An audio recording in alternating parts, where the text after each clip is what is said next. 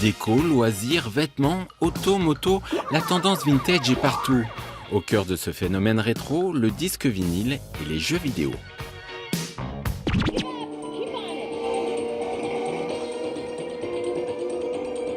À l'époque où j'étais étudiant, comme pas mal, j'ai beaucoup traîné les salles d'arcade, les salles de jeux, et j'ai très vite été passionné par notamment les jeux de conduite.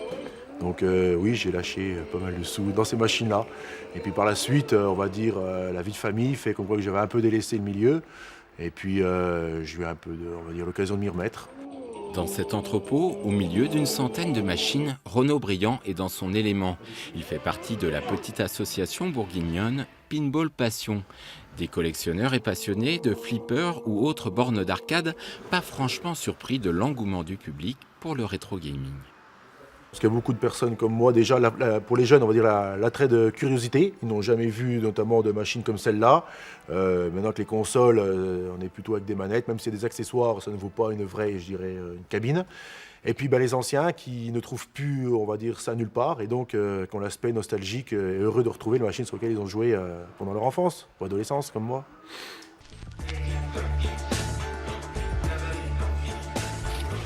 La nostalgie n'est pas toujours la motivation des fans du rétro. Pour la musique, fini le disquaire à papa. À l'heure de la dématérialisation, le marché a bien changé. Les vendeurs indépendants l'ont compris. Ils proposent des disques aux pochettes somptueuses et des vinyles qui n'ont plus grand-chose à voir avec les galettes austères d'autrefois. Les derniers Chinese Man, qui est très, très joli pour montrer à quel point les vinyles peuvent être des beaux objets.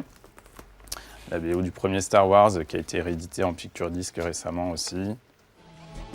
Musique industrielle, néo-folk, métal, au fil des ans, le vinyle est devenu le support privilégié d'un public souvent jeune, amateur de musique alternative et de belles pièces. Le CD ces dernières années était de plus en plus dévalué, les gens l'achetaient cher quand il sortait et très vite il valait plus grand chose.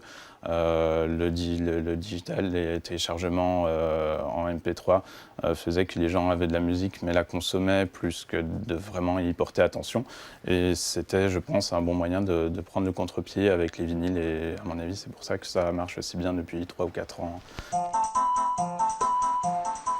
Le rétro gaming, c'est avant tout des consoles de salon et un marché presque uniquement d'occasion. Cette boutique spécialisée propose des consoles de différentes époques et des jeux bien sûr. Des exemplaires européens courants, mais aussi quelques pépites venues des États-Unis ou du Japon.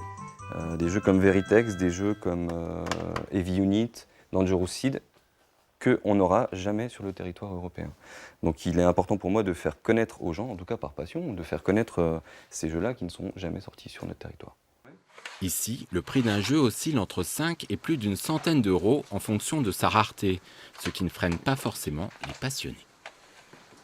Tout petit, j'avais les consoles de mes parents, les consoles de Pong et tout, et j'ai toujours eu à apprécier le fait de toucher les consoles, les jeux, les vieilles boîtes et tout.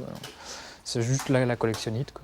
Je me souviens de mes parents, quand j'étais petit, j'ai été élevé tout ça au vinyle, aux vieux jeux vidéo du point de vue actuel.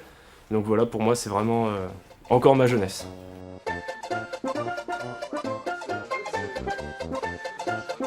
Ça a été pour moi quelque chose d'étonnant quand j'ai ouvert le magasin. Je pensais trouver des gens de mon âge, principalement intéressés par le rétro, mais il y avait énormément de jeunes qui s'intéressaient non pas pour redécouvrir, mais découvrir tout simplement le rétro. PAD et Replay, avec deux associations de joueurs, Dijon est plutôt active sur la scène nationale du rétro gaming. Jouabilité et intérêt du jeu, pour ces spécialistes, la plupart des jeux rétro sont loin d'être dépassés. Ça a l'air basique, mais en fait les mécaniques de jeu n'ont pas forcément évolué depuis 30 ans. C'est-à-dire que la mécanique de jeu d'un Mario, c'est-à-dire un platformer où on va déplacer un personnage à l'écran avec une petite notion, et c'est ça l'intérêt de Mario d'ailleurs, d'inertie, eh ben, c'est quelque chose qu'on retrouve toujours actuellement sur certains titres. Un intérêt des joueurs qui n'aura pas échappé aux fabricants, ainsi Nintendo a réédité sa fameuse console, la NES. Résultat, rupture de stock en seulement quelques jours.